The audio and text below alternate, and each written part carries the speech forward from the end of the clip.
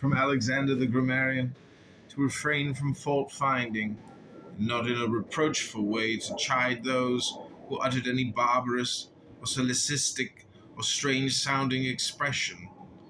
but dexterously to introduce the very expression which ought to have been used, and in the way of answer or giving confirmation, or joining in an inquiry about the thing itself, not about the word, or by some other fit suggestion. From Fronto, I learned to observe what envy and duplicity and hypocrisy are in the tyrant, and that generally those among us who are called patricians are rather deficient in paternal affection.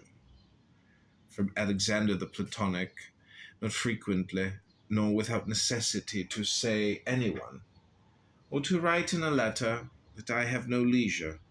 nor continually to excuse the neglect of duties required by our relation to those with whom we live, by alleging urgent occupations. From Catullus, not to be indifferent when a friend finds fault, even if he should find fault without reason, but to try to restore him to his usual disposition,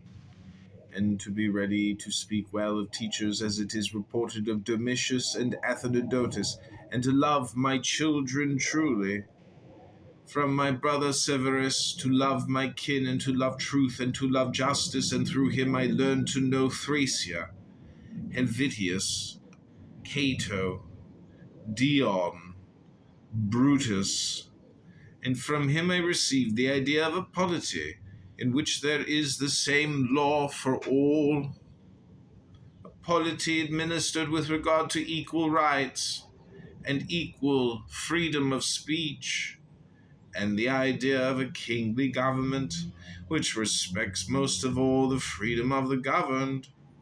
I learned from him also consistency and undeviating steadiness in my regard for philosophy, and a disposition to do good, to give to others readily, and to cherish good hopes, and to believe that I am loved by my friends.